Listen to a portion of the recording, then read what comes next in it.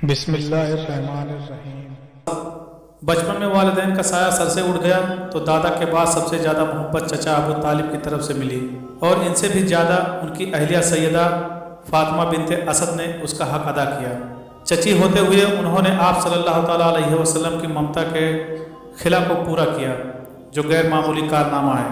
فاطمہ آپ صلی اللہ تعالیٰ علیہ وسلم کی چچی تھیں، لیکن آپ صلی اللہ تعالیٰ علیہ وسلم کے دادا عبد المطلب کی بھتیجی اور آپ صلی اللہ تعالیٰ علیہ وسلم کے والد جناب عبداللہ کی چچا جات بہن تھی۔ یوں وہ آپ کی پھوپھی بھی لگتی تھی۔ اس عظیم خاتون کو اللہ نے بڑی خوبیوں سے نوازا تھا۔ یہ بہت خوش نصیب تھی کہ انہوں نے آپ صلی اللہ تعالیٰ علیہ وسلم کے ساتھ سبقت کرنے کے ساتھ ساتھ ایمان کی دولت پا کر درجہ صحابیت بھی حاصل کر لیا تھا۔ ان کے چاروں بیٹے اپنی اپنی خوبیوں کی بدولت سارے عرب میں معروف تھے اور ہمیشہ کے لیے تاریخ میں زندہ ہیں۔ طالب، عقیل، جعفر اور علی رضی اللہ تعالیٰ عنہ سبھی جید صحابہ کرام ہیں۔ ان کی بیٹیوں میں سب سے زیادہ معروف ام ہانی ہیں، جن کا اصل نام ہند بنت ابی طالب تھا۔ یہ سب سے زیادہ معروف ہیں اور حضور صلی اللہ علیہ وسلم ان کو انتہائی محبوب رکھتے تھے، اور وہ حضور صلی اللہ تعالیٰ علیہ وسلم سے حقیقی بہنوں کی طرح محبت کرتی تھی، اور حضور صلی اللہ تعالیٰ علیہ وسلم بھی انہیں حقیقی بہن کی طرح عزیز رکھتے تھے۔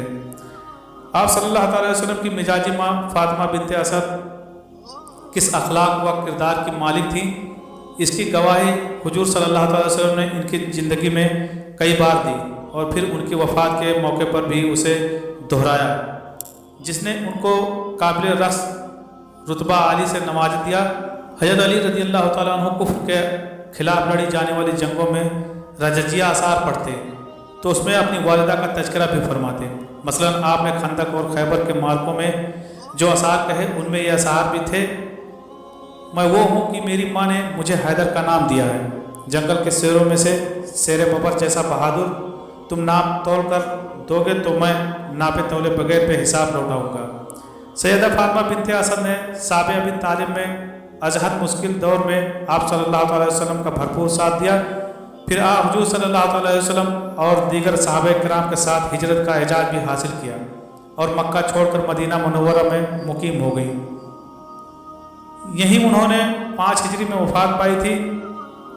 اپنی زندگی میں جن موقع پر حضور صلی اللہ تعالیٰ علیہ وسلم کی آنکھوں سے فرط غم سے سیل اشک رواں ہوا، ان میں ایک یہ موقع بھی تھا۔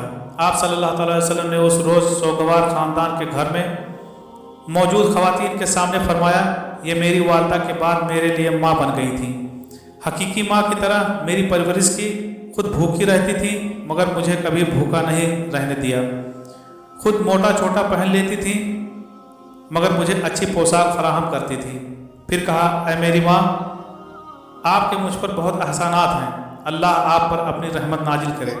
ابو طالب کے گھر میں حضور صلی اللہ تعالیٰ علیہ وسلم نے جو خوشگوار وقت گزارا، اس میں ابو طالب کے ساتھ ساتھ ان کی اہلیہ کا حصہ بھی نمایاں نظر آتا ہے۔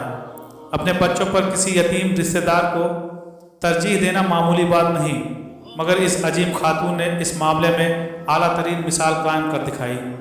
ان کے قبول اسلام سے حضور صلی اللہ تعالیٰ علیہ وسلم کو جس قدر مسرت ہوئی تھی، شاید ہی کبھی ہوئی ہو۔ جب آپ صلی اللہ تعالیٰ علیہ وسلم کی یہ مزاجی ماں فوت ہوئیں تو آپ صلی اللہ تعالیٰ علیہ وسلم نے جنت البقیع میں قبر کھودنے کی ذمہ داری اپنے میزبان حضرت ابو ایوب انصاری رضی اللہ تعالیٰ عنہ اور دیگر صحابہ کرام کو سونپی۔ جب عمودی حصہ کھودا جا چکا تو لحد کا بغلی حصہ کھودنے کا کام نبی کریم صلی اللہ تعالیٰ علیہ وسلم نے اپنے ہاتھ سے خود انجام دیا۔ آپ صلی اللہ تعالیٰ علیہ وسلم اپنی محسنہ کا بدلہ اتارنے کی قابل تقلید مثال امت کے سامنے پیش فرما رہے تھے۔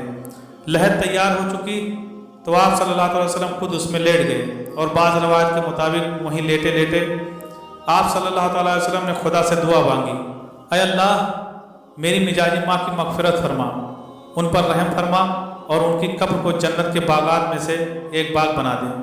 اس منظر نے تمام صحابہ کرام پر ایک رنگ آمیز کیفیت طاری کر دی تھی، اور 58 سال قبل شروع ہونے والے سفر کے بیتے ہوئے لمحات ان کی آنکھوں کے سامنے تازہ ہو گئے تھے۔ جب ابو طالب کے گھر میں ختمی مرتبت صلی اللہ تعالیٰ وسلم کا بچپن اور لڑکپن پورے ناز و نعمت سے بیت رہا تھا، ماں باپ اگرچہ نہیں تھے مگر مشفق چچا اور رحیم چچی نے ان کی کمی کا احساس نہ ہونے دیا۔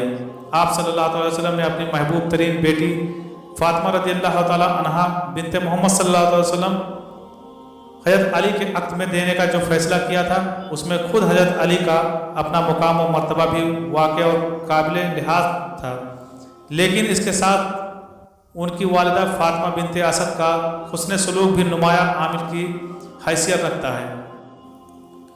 دونوں ساس بہو میں بھی مثالی محبت و احترام تھا۔ آپ صلی اللہ تعالیٰ علیہ وسلم ان کو فتوم کہا کرتے تھے۔ مدینہ میں فقر و فاقہ کے دور میں ان دونوں عالی مرتبہ صحابیات نے صبر و قناعت اور راضی برجہ رہنے کی اعلیٰ مثال قائم کی۔ روایت میں یہ بھی آتا ہے کہ حضور صلی اللہ تعالیٰ علیہ وسلم نے حضرت فاطمہ بنت اسد کی وفات پر اپنا کرتا اتار کر انہیں پہنانے کے لیے دے دیا تھا۔ اس موقع پر حضور صلی اللہ علیہ وسلم کے اس قدر اظہار غم اور مرحوم کے اکرام کے اہتمام پر صحابہ کرام کچھ متعجب ہوئے، تو آپ صلی اللہ علیہ وسلم نے ان کے مناقب بیان کرتے ہوئے فرمایا، یہ وہ خاتون ہیں کہ میرے چچا ابو طالب کے بعد ان سے زیادہ میرے بچپن اور شباب میں میرے ساتھ سبقت، رحمدلی اور تعاون کسی اور نے نہیں کیا۔ مجھے امید ہے کہ میری والدہ کو قبر کی سختیوں میں اللہ کی طرف سے آسائش اور آرام فراہم کیا جائے گا۔ آمین یا رب العالمین۔